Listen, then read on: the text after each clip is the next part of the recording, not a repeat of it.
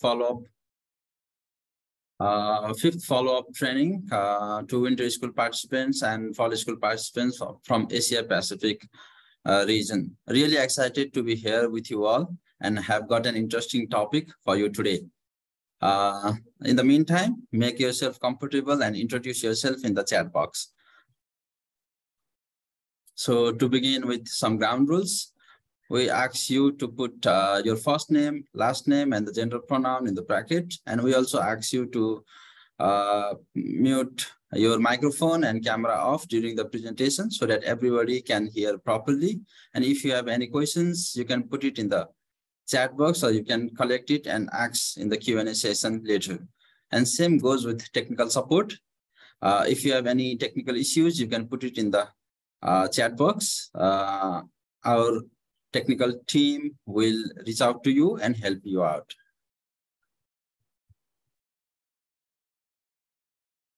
So to introduce myself, I'm Santosh Aryal, a young and emerging evaluators from Nepal and the co-leader of Evaluate Nepal. The training objectives of today's training is to increase skills and knowledge in relation to participatory evaluation and to build a strong connection with more experienced evaluators in Asia Pacific region. Now, I'd like to pass the floor to Christina Semasinga, PhD candidate of Deakin University, to present opening remarks for us. Over to you, Christina. Thank you, Santosh. First of all, I need to apologize because I have a technical issue and I cannot switch my camera on. But I want to welcome all of you to the 5th follow-up training for winter and fall school participants. It's a pleasure to have all of you here with us today. First of all, I would like to express my gratitude to all of you for taking the time to join us. We have 3 groups of alumni today: Winter School 2021, Winter School 2022, and Fall School 2022.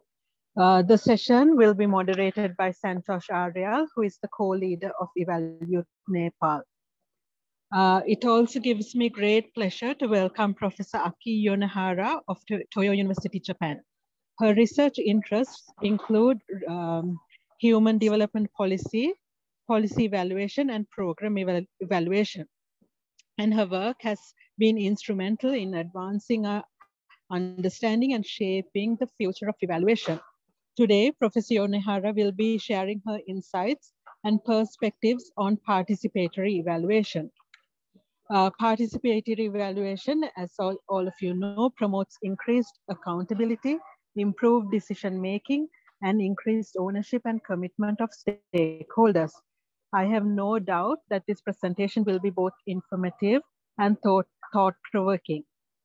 Again, thank you all for being here today, and I look forward to an engaging and informative session. I'm confident that the insights and perspectives they will bring to the table will enrich our experience and make this a truly enlightening and productive session. Please join me in welcoming Professor Yonehara to deliver her presentation.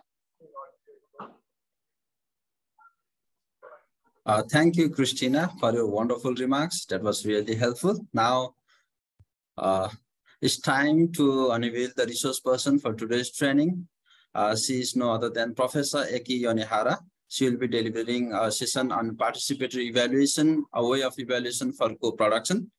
Professor Yonehara is a professor of Toyo University, Japan, and a visiting professor for Indian Institute of Technology. In addition to that, Professor Yonehara is the editor of Asia Pacific Journal of Evaluation and the chair of editorial board of Japan Evaluation Society.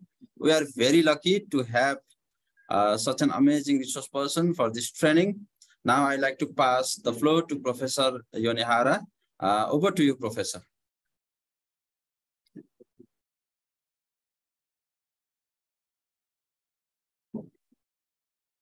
Thank you very much for the thoughtful introduction. Let me share my slides here. Sorry. Can you see the slide? Is it visible to everybody? Yes, Professor. Yeah, thank you very much.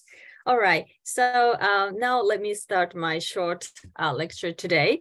Well, again, welcome to this session. Thank you very much for taking time to join here today. And good morning, good evening, good afternoon, everybody. Today I'm connecting from Japan. So to me, it's a good afternoon now. And after fall evaluation school and winter school, and now this is a third time to see some of you here. I hope you didn't fed up with my face, but this is maybe for the third or second time for many of you. I'm very glad to be here again. Today's my topic is a participatory evaluation. I would like to introduce this evaluation approach as a way of evaluation for co-production. If you remember the last winter school, we discussed about SDG evaluation, or I should say evaluation for sustainability development. And then the reason why I focused on the participatory evaluation today is this is because this is somehow related to the issues that we discussed in the last winter school. So let us review what we did in the winter session. Just in case some of you are not in the winter session, maybe you can get some input from here. First of all, do you remember what we discussed last December? And do you have any keywords or key concepts remembering in your mind right now? Could you kindly put share your keywords through the Mentimeter? You can access to this URL, or maybe Santosh is going to share. Let me stop my slides here. Share QR code. And please share, please let us know what kind of keywords, key concept do you remember from the last for winter evaluation school.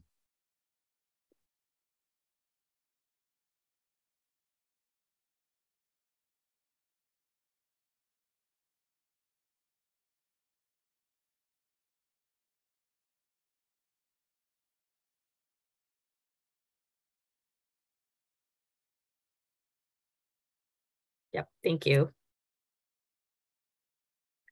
This is a QR code to the Mentimeter, and also you can access to the Mentimeter through the URL in a chat box. Either way is fine. Could you access to the Mentimeter and then share the keyword, remembering in your mind?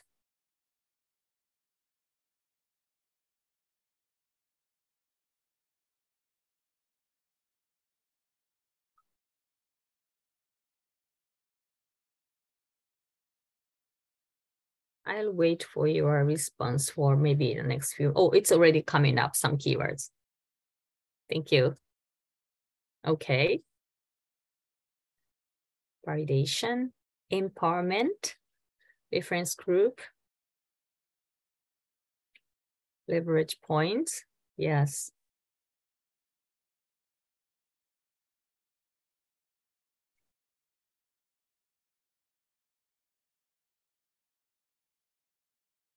Maybe we will wait maybe a few more minutes.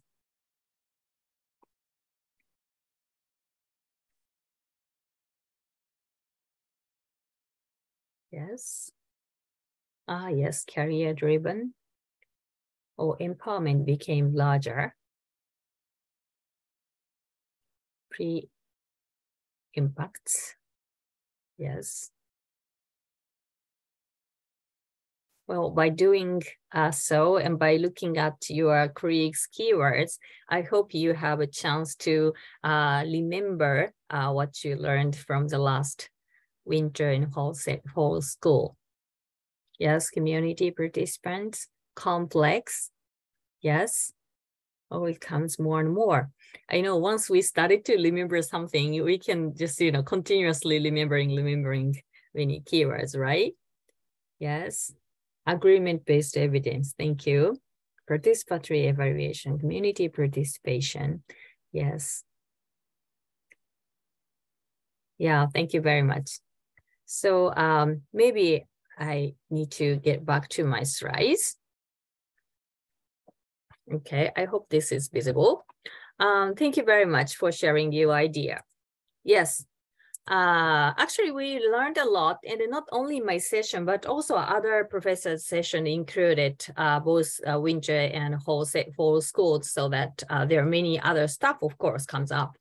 But regarding my last lecture, Evaluation for Sustainable Development, we discussed and then learned about the 4 key concepts related to the SDG evaluation, which are complexity, innovation, and local uniqueness, and no one left behind. Just quickly overview those key words, because this is somehow related to the reason why I'm focusing on the participatory evaluation issue today. Well, this is actually the copy from the last lecture, if you remember. There are some characteristics of SDG evaluation. And the first one is a complexity. And if you remember the concept of complexity is different from complicatedness. So what the difference is? Complicatedness can be simplified, like the car parts, but complexity cannot be simplified, like a human life, if you remember. So, and then many of the SDG-related social issue is very much complex, not simply the complicated. So that is why when we are facing with a complex issue, we evaluators need to have principle-based, principle-driven, and ecological or system thinking to deal with those issues, questions. And second point was the innovation, because many of the social issues in the sustainability related, there is no successful case or the good practice yet. This is very different from the conventional developmental project like educational borrowing theory, if you remember. In the educational borrowing theory assumes that there is a good practice somewhere in the world. So that is why we borrow and import this good practice into our own society. But if there is no answer yet existing, like how to deal with microplastic, how to deal with aging society, how to deal with depopulation in the rural city, all the society on the earth are suffering from those issues, and there is not yet a good solution. So that is why when we are facing with such kind of problem which do not have answer yet, we have to be innovative. We have to create the solution by ourselves. So that is why, in order to increase the probability of the innovation, the mutual and translocal learning attitude is very, very important. And we evaluators are expected to promote this kind of attitude. And at the same time, we should have that kind of attitude in our mind. And this kind of innovation often need to be the locally unique. Although the SDG itself is a universal framework, but when we implement these like 17 areas issues on the ground, we have to pay attention to the diversity at the local level. So that is why the local uniqueness cannot be ignored. So then we discussed the importance of participatory or co-production approach. This is a part of the reason why I focus on this part, this issue, but plus the last characteristics of SDG evaluation I introduced in the last lecture was no one left behind, not focusing on the average. If we really pay attention to the no one left behind approach, not only the average group tendency, but also we have to pay attention to the last 10% group of people. And then we have to, as an evaluator, we have to pay attention to the information from those last 10% group of people. And then in many cases, it is very difficult for us evaluators to get the so-called scientific objective information from this group of people. So in order to understand and in order to get the appropriate evaluation information from the last 10% group of people, we evaluators need to expand the concept of evidence. This is the point. I remember that one of you put the agreement-based evidence in a keyword in the sentiment meter. Thank you very much for that. So that not only the scientific evidence based on the objectivity, but also the agreement-based evidence based on the intersubjectivity is useful for this purpose. And this kind of intersubjective evidence may be collected from the qualitative method, like a most significant change. It's an interview, sort of the group interview method. So photo elicitation. This is also kind of the group interview, but more based on the photo information. So sometimes we evaluators need to pay attention to those kind of intersubjective evidence as well. So Bailey Laughley is saying, this is what we discussed from the last winter school. So then now, why participatory evaluation is necessary and why it's useful? When the policy or project, which we are going to evaluate, aims at the complex problems beyond the complicated problems, maybe participatory approach is very advantageous. This means if the factor and factors are simply related, like a linear relationship, like health condition and new medicine, we can make hypotheses, right? Suppose if this medicine take, this person's health condition is going to be increased or not. So this is a very simple linear relationship assumed. And then this is very much the appropriate design for the RCT type evaluation. In a one control group, you keep the conventional medicine, and then in the intervention group, you provide the new medicine, and then collect the information and then see what's happening. And so this is very typical RCT design, right? But if the question is complex, like a case of effective disaster prevention project, if disaster prevention project may have, practice-wise aspect or knowledge-wise aspects and a physical condition-wise aspect, and more. And, in terms of practice, maybe the disaster drill for citizen is necessary to increase the effectiveness of this disaster prevention project. Or maybe the public information for the evacuation is also very important to increase effectiveness. Or maybe the strong infrastructure, the physical condition is also very important for, effectiveness of this disaster prevention project. So there are many different, the factors are included. And there are a variety of stakeholders related to this each aspect. Let's say the disaster drill for citizen. It can be, the community drill, or maybe school-based drill, or maybe the company-based drill. So there are so many different stakeholders related. And then in the knowledge-wise aspect, when it says public information for evacuation, again, this can be at the community-based, or can be, maybe the government can, be the stakeholder of this context.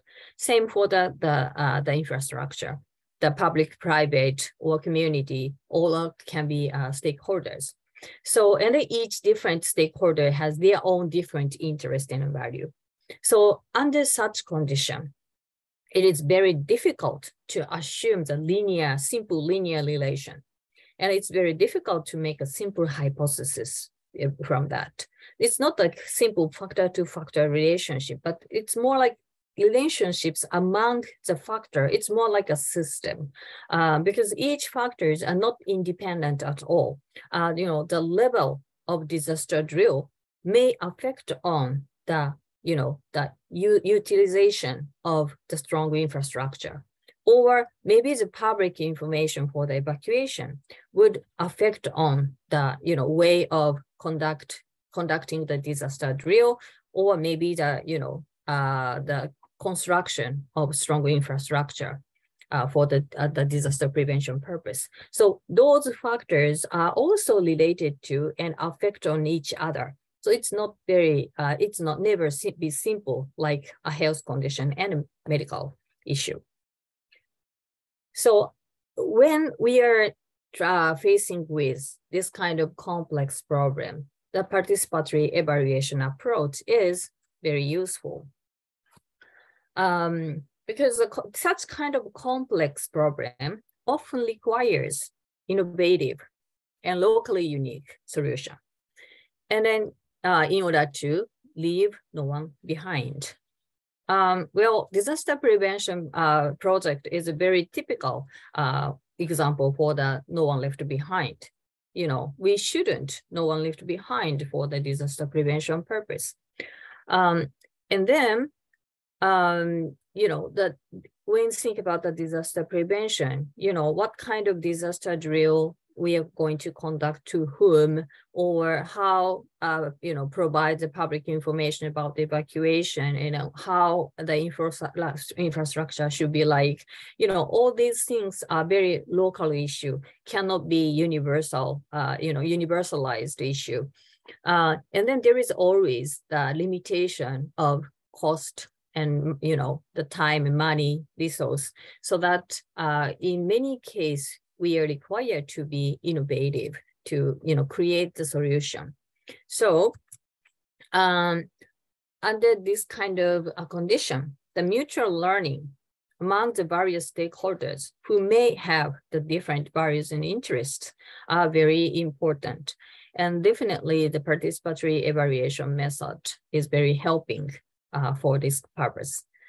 And in the process of mutual learning, in the participatory manner, we often face with the issue of the evidence because this kind of approach and the mutual learning process is very case by case and locally unique, so that it is often difficult to have a universal indicator, universal objective scientific indicator.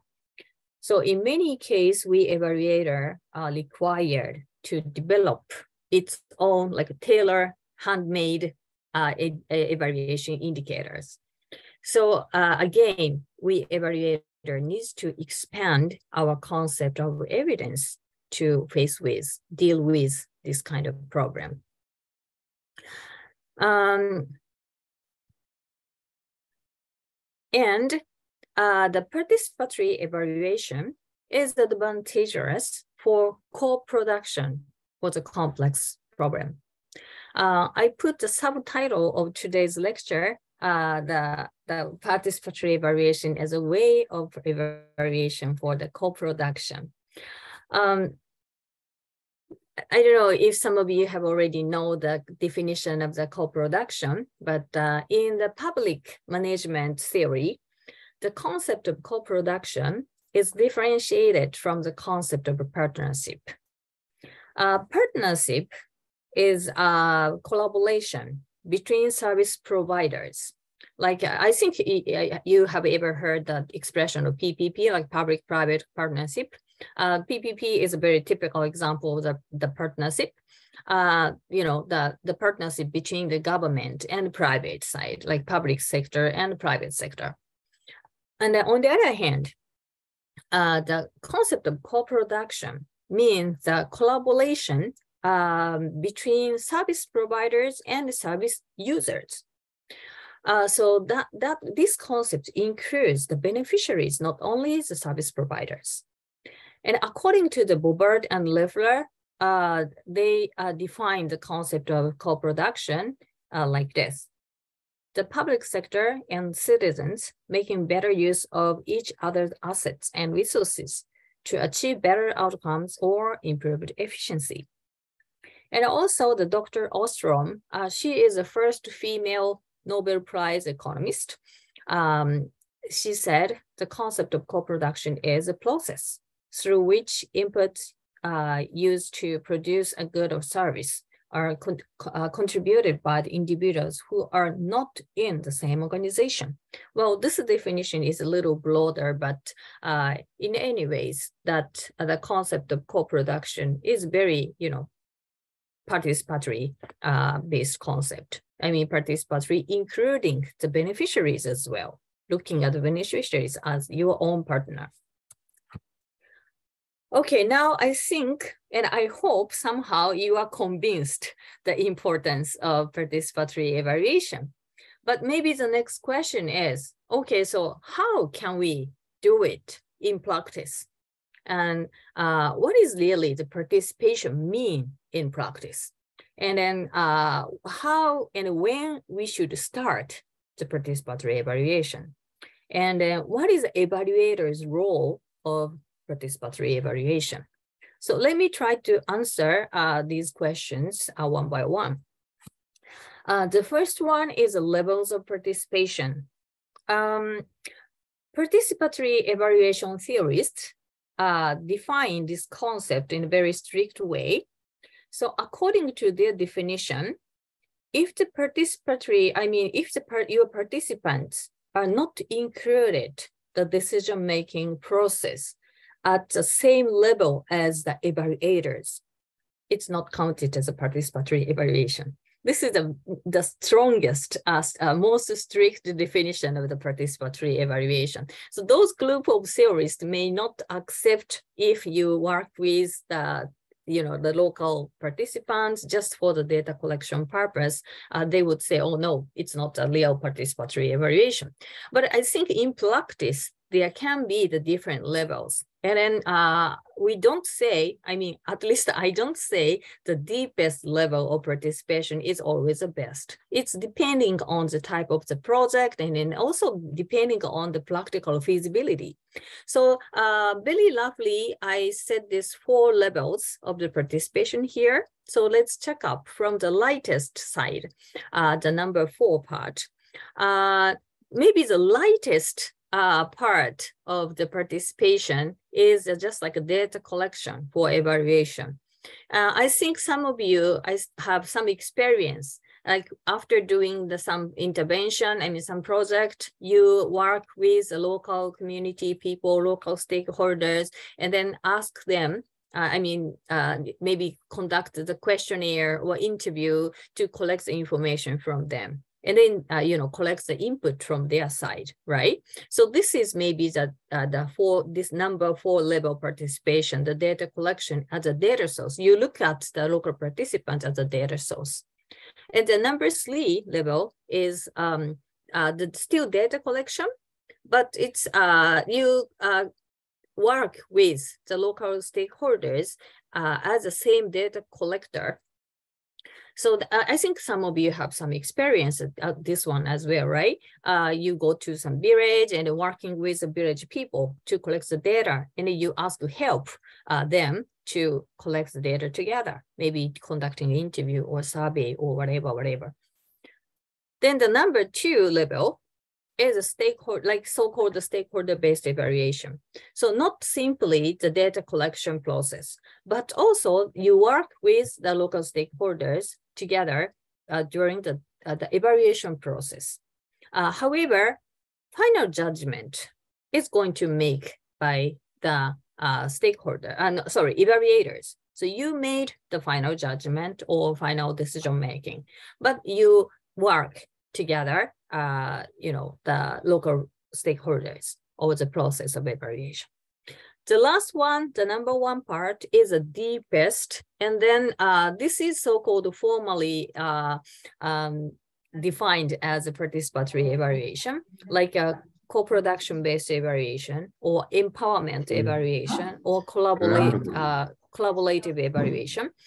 There are different, the specific methods, but this kind of evaluation will be called as a participatory evaluation theoretically. And in this process, the decision-making right shared between among the evaluators and local participants. And then literally, there is an equal relationship. And then this is very much the co-production relationship between among them. And then particularly, if it's a case of the empowerment evaluation, you start the project together with the local stakeholder, and you develop the evaluation design, project design together with them. And also you might develop the evaluation indicator with them, and then collect the data, analyze the data, interpret the data, and even the final report writing can be done together with your local partner. So during this process, actually this process itself is going to be the training opportunity for the local stakeholders. So after the project, your partner, your local stakeholder, maybe already evaluator after all the process. It's like an on-job training. So this is very much empowerment evaluation type, deep committing the participatory evaluation. Okay, here, let me ask a quick question through the Mentimeter. Looking at this full category, could you share your experience? If you have ever tried any type of participatory evaluation in your career history, could you tell me if you have some experience or not?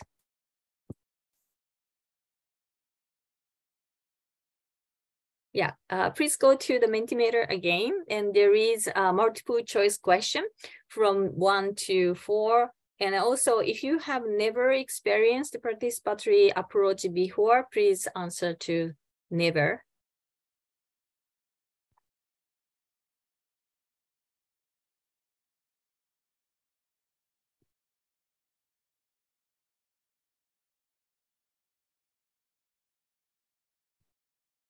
Thank you, Santosh.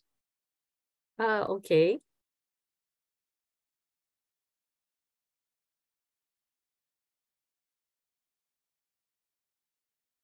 If you look at the chat box, you can have access to this Mentimeter as well.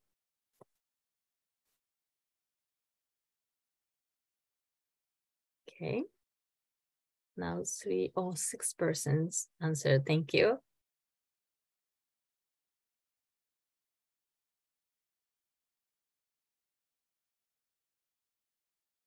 So let us wait maybe 1 more minute.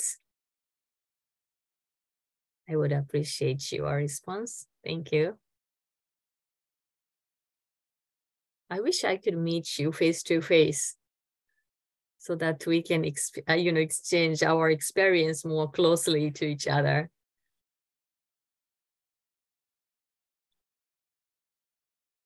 Okay, thank you very much. More than 10 of you responded. Yes. Okay. Yeah, so maybe most of you have experienced the data collection, working together with the local participant for the data collection purpose. Yes, thank you. And then a few of you have some deep level participatory evaluation experience. Yeah, thank you very much. So let me get back to the slides again.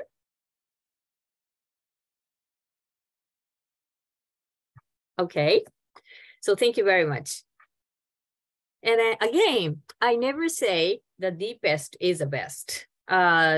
If we know, okay, there is a different level of participatory approach, we could take the best advantage of this, the method according to the type of your project, according to the feasibility of your project. So, all right. And then maybe the next question is, when shall I start this approach? Well, this is a very typical PDCA cycle, right? And then this is a program evaluation cycle, like needs evaluation, theory evaluation at the planning stage, and a process evaluation at the implementation stage, and efficiency and outcome evaluation. This is so-called summative evaluation after some intervention. It's coming at the check stage, and those feedbacks will be used for the betterment for the project, right? And in many cases, we do the spot participation after intervention. Actually, many of you have experienced the participatory data collection with the local stakeholders. So this is something maybe you conducted at this stage. And on the other hand, this is a very dynamic participation from the very beginning, even before the intervention of implementation. From the needs evaluation stage or even the theory evaluation stage, in other words, it's like from the planning stage, you started to work with the local stakeholders. What is your needs? What kind of project we need? What kind of outcome we should assume for this project, and what kind of evaluation indicator we should use. We can start to discuss this kind of very fundamental issues together with the local stakeholders. So you can start you can introduce participatory method at any level, but if you would like to take a very deep level participatory evaluation, you need to start the participation from the very planning stage. And finally, what is the evaluator's role, particularly for the participatory evaluation?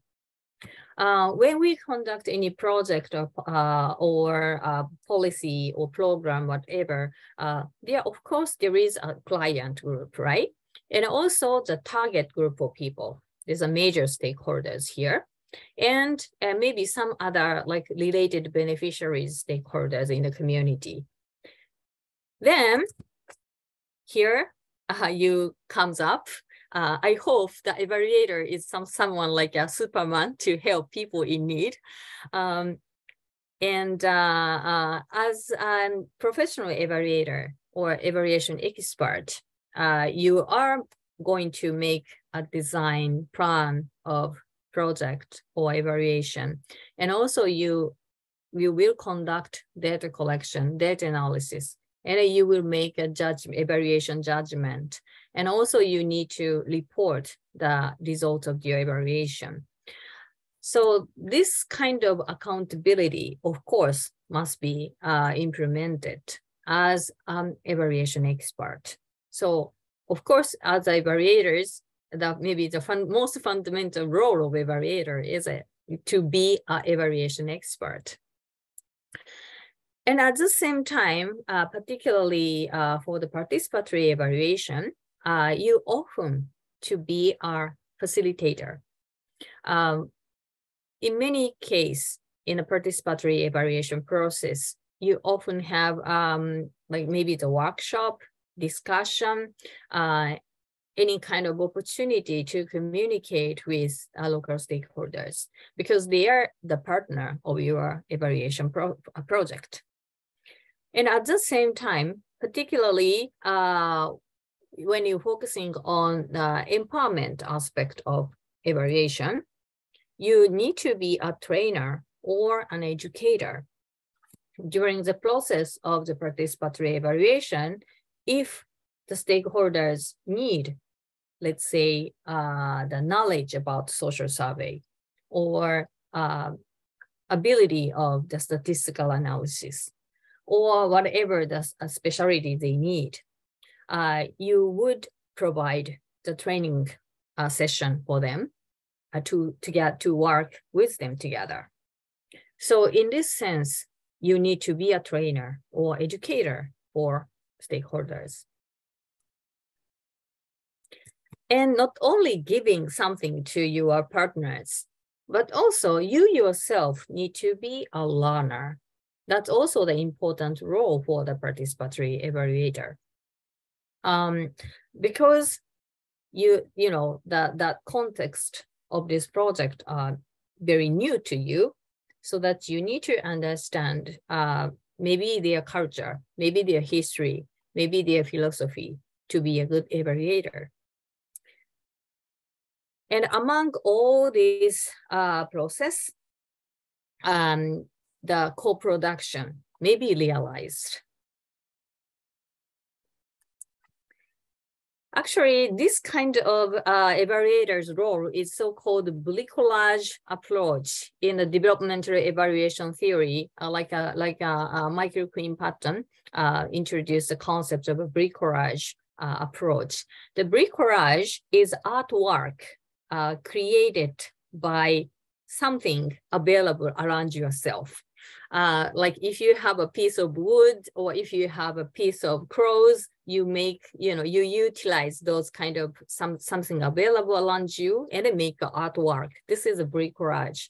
So like a bricolage, the participatory evaluators, or if it's a case of the developmental evaluator are expected to be a Superman. Anything happened from the the local context, and if there is any requirement from the context, the evaluators try to respond like a bricolage. So maybe in the Hindu language, it's maybe the jugaad, I think. So there may be something like a jugaad approach. And then if time allows, very quickly, if you have any idea of any other evaluator's role for participatory evaluation, not only the evaluation expert, not only the facilitator, not only the educator and trainer, and not only the mutual learner, if there is any other role for the participatory evaluator, if you have any idea, please write down in the chat box.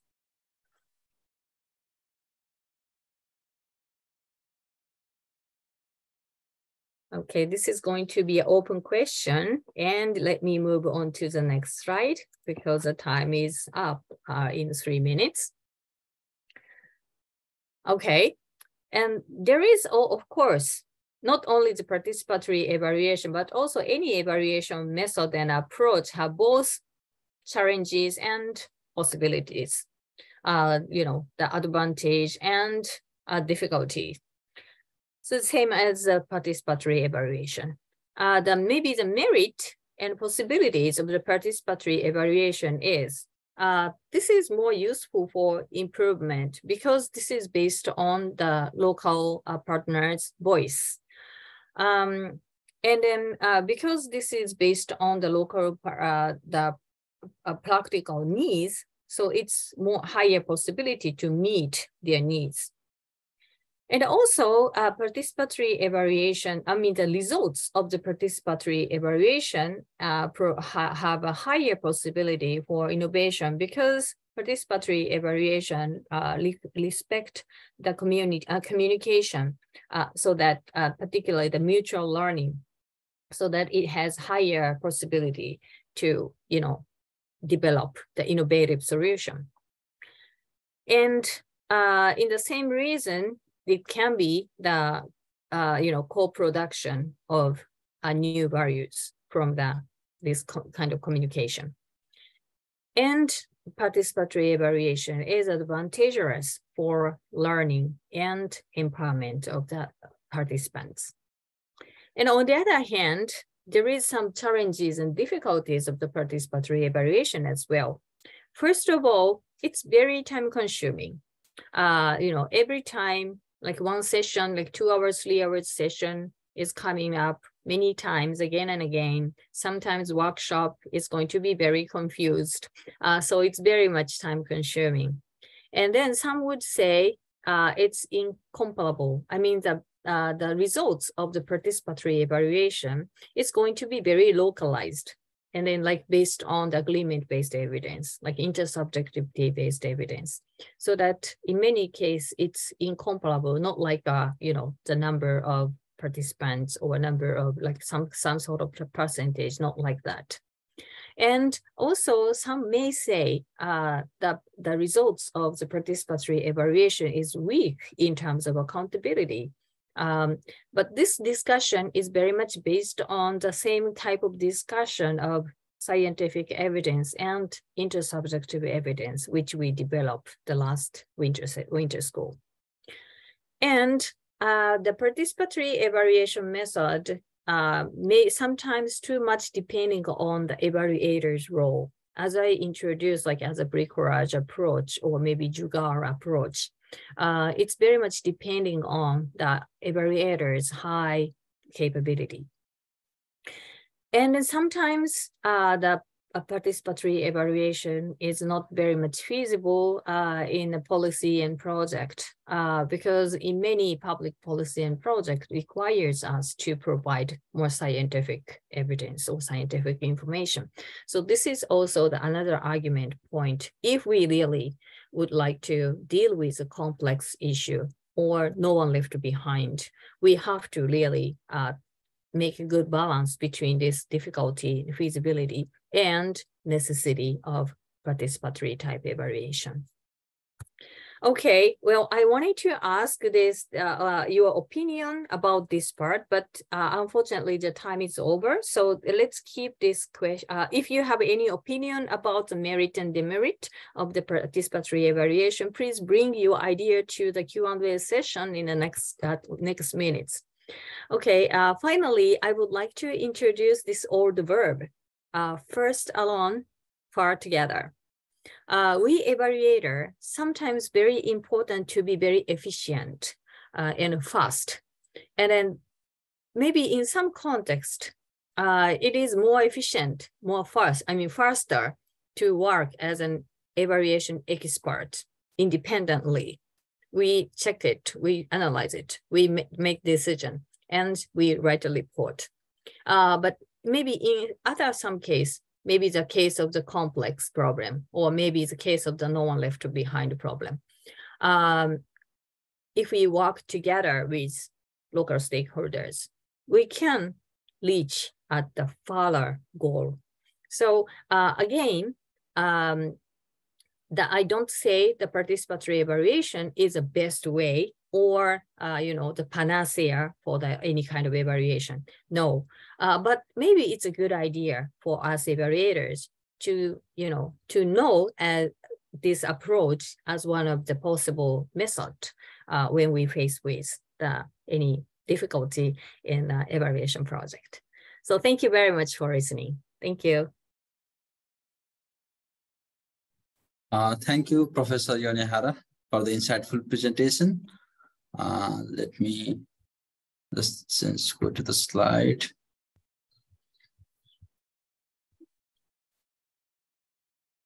Now we'll move on to the next section, Q&A section. Like we ask you to unmute yourself or put your question in the chat box, and just put it in the chat box so that Professor Yonehara can give some explanation and share her expertise to it here. While collecting the questions, I have one question from my side. Professor Yonehara, can you please provide some good practices or example of co-production based evaluation? Yeah.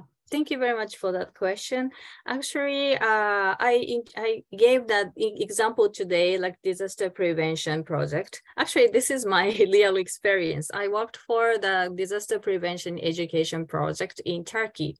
Well, exactly right now, as you know, the Turkey has miserable disaster from the earthquake, as you know. So I'm very much heartbreaking because this is very much exactly the area I worked for about 10 years ago, disaster prevention education. But at that time, our team hired the participatory evaluation method because disaster prevention is continuously necessary in the country, but project is only like 4 years. So after the project, they need to be, evaluator to keep, update, improve their own disaster prevention education program forever.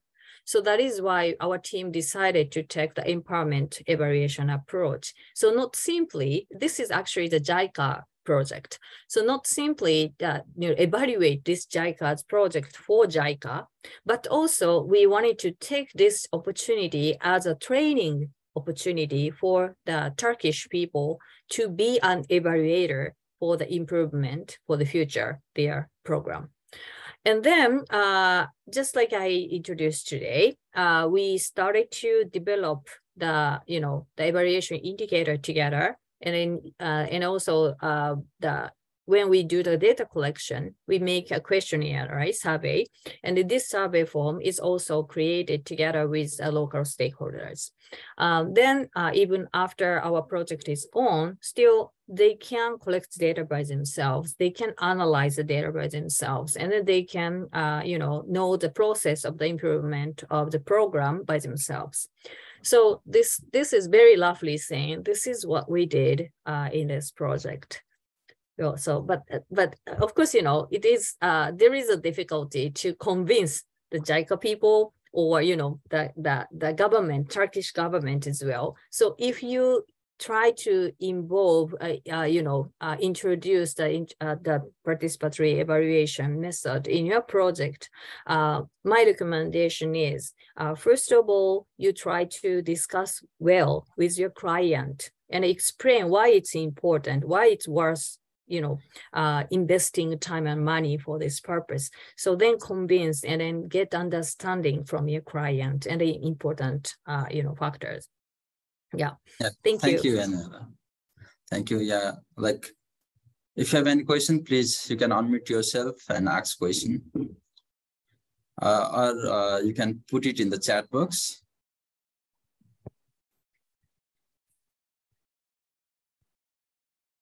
And or if you have any idea about the merit, demerit of the participatory evaluation, or your criticism to the participatory evaluation, your idea is also welcome, please.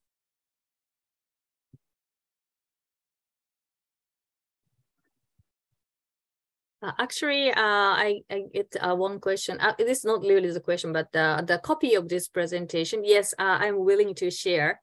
So through the production team, we can share. And then thank you very much, Nova's comment. Participatory evaluation is very transparent, but maybe more difficult to implement. I think it's very true. Yes, participatory evaluation increase the level of transparency of the project because we basically working together with the local people. Yes. So it's that's a very good point, I think. And at the same time, yes, it's very difficult to implement. It's the understanding of the clients and the participants are very much key to get.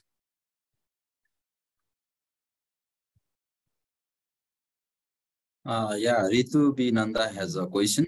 Can you please unmute yourself and ask question? Yes. Yes. Hello, Professor. Such a pleasure to listen to you each and every time. Thank you. Okay, I want to share a challenge I have had. It was at the start of my career, and then I did something, but I would love to hear what did you do and what the participants sitting here who also have a lot of wisdom. So I was one of the facilitators and in the evaluation team for IDRC and with sex workers in Cambodia and India. And we had to engage them in participatory evaluation. We did everything possible, but they said, oh, we are not educated and it's for PhDs and it is for... So when the community resists, I mean, they don't want to get engaged. And then what are we going to do? I did something, but I would love to hear what would you do?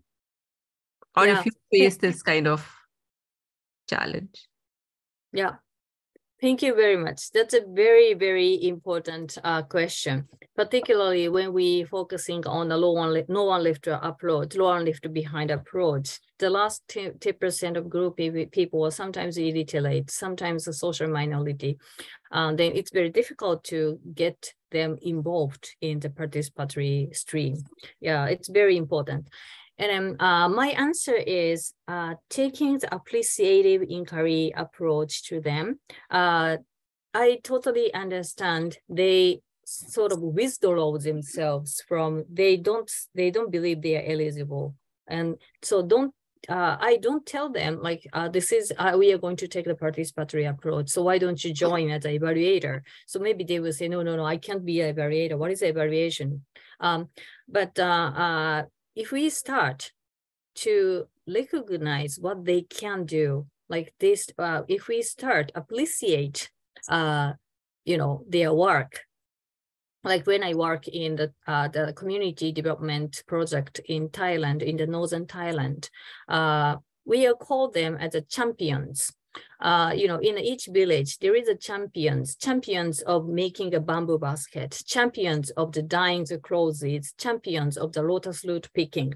Then we started to appreciate their champions' ability. Then, because they have such kind of experience and knowledge, why could you help us to develop this project for the community development, the micro, the enterprise project. So we need your knowledge. We need your, experience. So then we gradually involve them in the process. So I think this kind of like appreciative approach, hopefully may work. Do I answer to your question? I did the same thing, but I used the SALT approach. And yes, the reason is that we outsiders have been going and telling communities, this is wrong, that is wrong. So now they feel the answer is in the outside and not inside. So it should be a strength-based approach in implementation is so essential these days. Otherwise, it's actually a red flag to the funders and policymakers, because now communities are becoming very passive. Yeah, so that's thanks very a lot true. for reiterating this. Yeah, thank you very much for pointing out this. And then, thank you very much for sharing your thoughts. Yes, that's very true. And actually, when we get into the community, we don't know about, the community, so that actually we are the learners. In my slide, I put the role of one of the role of evaluator is to be a mutual learner. So I think this part is very much related to your question. Thank you very much. Thank you, Professor Yonehara. I think we are ahead of time. So, like, if possible, if you have any, we can take one question. If there is one queries, we can take one. Otherwise, we'll move ahead.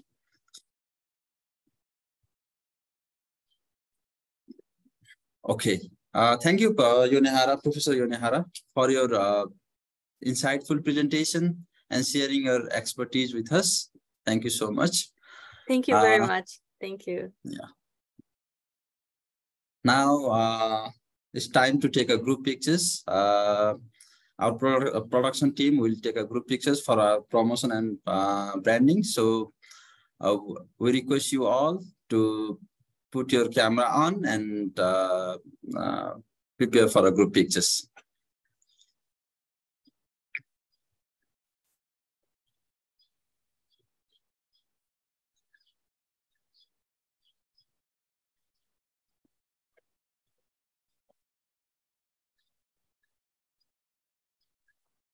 Santosh, can you unshare can you stop sharing? Okay, yeah. There you go. All right.